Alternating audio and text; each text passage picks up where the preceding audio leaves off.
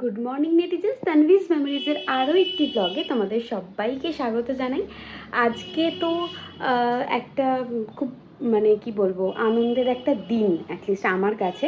সেটা হলো আজকে আমাদের বাড়িতে গুরুদেবের উৎসব শুরু হচ্ছে। আমাদের গুরুদেব এই যে। তো যাই হোক, আপাতত এখন সকালবেলা, আজকে শুক্রবার সকালবেলা আমি জাস্ট এই স্নান টান করে এখন রেডি হচ্ছি। আমার ক্লাস আছে, আমি ক্লাসে যাব। সেখান থেকে তারপরে যাব হচ্ছে বাটার বাড়ি, কারণ বাটার বাড়িতে অলরেডি প্যান্ডেল ফ্যান্ডেল সব ডান। ঠাকুর চলে এসেছে, যেটা আমাদের স্টেজে বসানো হবে সেই ঠাকুরটা চলে এসেছে, কিন্তু আশ্রম থেকে এখনও গুরুদেবের পাদুকা আসেনি। সেটা আসবে স্যাটারডে সকালবেলায়, কালকে সকালে। তো যাই হোক, আপাতত যেহেতু প্যান্ডেল হয়ে গেছে, মোটামুটি খুব উত্তেজনা আর কি তৈরি হয়ে গেছে, তো সেই জন্য আমি চলে যাচ্ছি আজকেই। ক্লাস করব, তারপর সেখান থেকে চলে যাব বাটার বাড়ি। দেন ওখানে দুদিন একটুখানি ভালোভাবে থাকবো, আনন্দ করব। কেননা অনেক ছোটোবেলা থেকে উৎসবে খুব আনন্দ করতাম, কিন্তু তারপরে বিয়ের পরে কোভিড এইসব হয়ে অনেক দিন উৎসব খুব একটা বড় করে হতোও না। তবে লাস্ট 2 ইয়ার্স ধরে আবার বড় করে যেমন হতো তেমনই হচ্ছে। তো এই 3-4 দিন ধরে পুজোটা হয় আর কি। তো যাই হোক, আজকে সেই তোমাদের সঙ্গে শেয়ার করব যে আমাদের গুরুদেবের অনেক অনেক অনেক সুন্দর মুহূর্ত, অনেক কিছু। আজকে থেকে পরপর এখন কদিন একটু ভ্লগ হবে। আমি তো সবসময় ভ্লগ করি না, করে উঠতে পারি না, কিন্তু এখন 3-4 দিন আমি ব্লগ করব। তার কারণ হচ্ছে আমি এটাকে মেমোরিজ করে রাখতে চাই। আমি আমাদের বাড়িতে এই গুরুদেবের আসা, এই সমস্ত কিছু, আমাদের বাড়িতে গুরুদেব নিজের যখন ছিলেন দেহে, তখন এসেছিলেন এই সময়টাতে। তো এবার সেই সময় তো আমি ছিলামই না, আমি কোথায় ছিলাম ভগবান জানে, আমার বাবাই অনেক ছোট ছিল।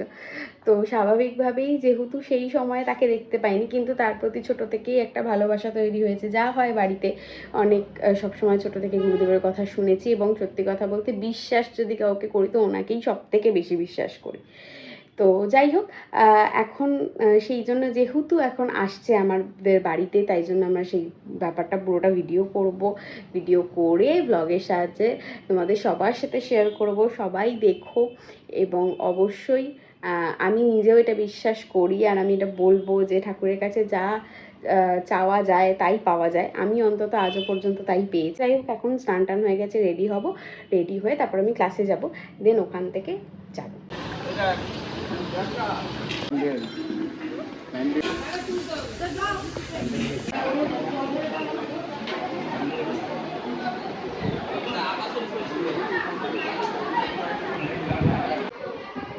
ভিডিও কল করতে পারো। ওই দেখ দেখ ছবি তুলছি রে।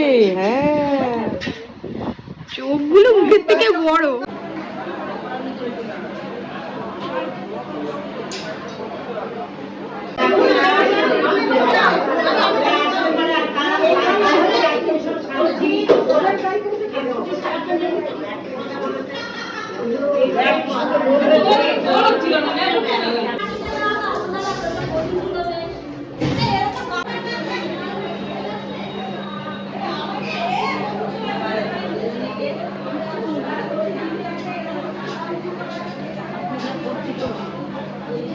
এই মাত্র এলাম, অ্যান্ড এসে সামনে ওইদিকে এত বেশি ক্রাউড যে ওখানে কথা বললে আমার কথা কিছুই শোনা যাবে না।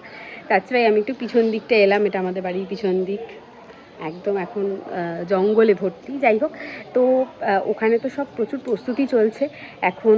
প্রচুর মায়েরা এসছে, ঠাকুরের প্রচুর বাসন, সেই সমস্ত বাসন টাসন সব কিছু মাজা টাজা চলছে। আর ওদিকে প্রস্তুতি চলছে রান্না বান্না, কালকের সমস্ত কিছু। হ্যাঁ, তো কাটাকাটি এসব চলছে, যেগুলো কালকে সকাল থেকে রান্না হবে। কেননা কালকে সকালবেলা প্রথমে ঠাকুরের পাদুকা আনতে যাবে দাদা আশ্রম থেকে, তো সেখান থেকে পাদুকা নিয়ে আসবে।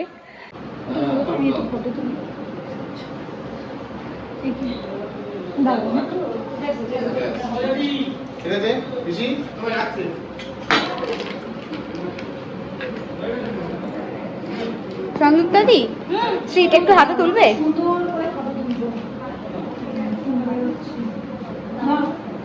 বডিগার্ড কর আমাদের তিনজনকে নিয়ে তো দাঁড়া এমনি হয় না পোজ দেওয়ার জন্য দাঁড়া মাস্কটা বানালো কে বাবা তোমরা আবার মাস্ক পরেছো সত্যি? এই ঘরে দেখো মাস্ক ছাড়া হবে না তো ও আচ্ছা আচ্ছা আচ্ছা, ঠিক আছে। আমার ক্যামেরা এখনো আসেনি নে নে নে তাড়াতাড়ি না দেবো গোলা সিঁদুর ঘিরে যাচ্ছে তো, ঠিক আছে থাক। এটা আবার খারাপ হয়ে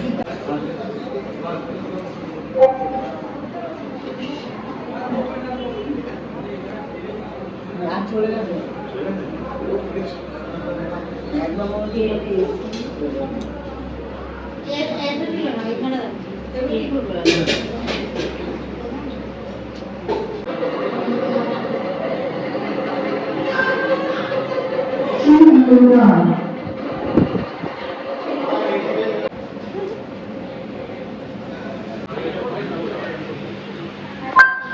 Shri Gurudan.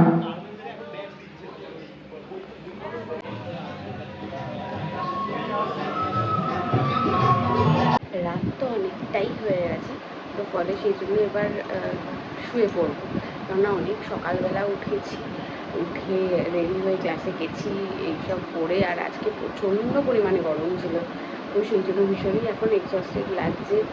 মানে এখন স্নান টান করার পরে খাওয়ার পরে মনে হচ্ছে যে আর পারবো না বসে থাকতে। তো যাই হোক, এতক্ষণ ধরে সমস্ত অ্যারেঞ্জমেন্ট হলো, কালকে সকালবেলা গুরুদেবের ভোগ হবে, সেই সমস্ত কিছুর জন্য কাটাকাটি থেকে আরম্ভ করে এভরিথিং, ইভেন রান্নাবান্না যা হলো রাত্রেবেলার জন্য, অনেকজন লোক খেলো। কালকে সকালবেলা ব্যান্ড পার্টি থেকে আরম্ভ করে কিছু সাঁওতালি মেয়েরা এসেছেন যারা নাচ টাচ করবে, তো এগুলো তো নতুন থিম, এগুলো আগে ছিল না। তো যাই হোক, এগুলো এখন নতুন অ্যাড অন হয়েছে, অ্যান্ড এগুলো মানে হবেও কালকে সকালবেলা। তো এবং অনেক ভোরবেলা উঠতে হবে, মোটামুটি 4টেয় তো উঠতেই হবে, উঠে রেডি হতে হবে, রেডি হয়ে তারপরে মানে কেননা 5টার সময় আমাদের প্রভাত ফেরি যেটা হয়, প্রভাত ফেরিটা সেটা বেরোবে 5টার সময়, তো সেই জন্য অনেক সকাল সকালই উঠে রেডি হতে হবে। তো সেই জন্য এখন একদমই শুয়ে পড়বো, খুবই টায়ার্ড লাগছে। তো যাই হোক, সমস্ত প্রস্তুতি তো চলছে, কাল থেকে একদম জোর কদমে পুজো হবে এবং সবটাই শেয়ার করবো তোমাদের সবার সাথে। তো আজকের ব্লগটা একটুকুই, যদি কিছু ভালো লাগে থাকে তাহলে অবশ্যই লাইক কমেন্ট শেয়ার করতে একদম ভুলবে না।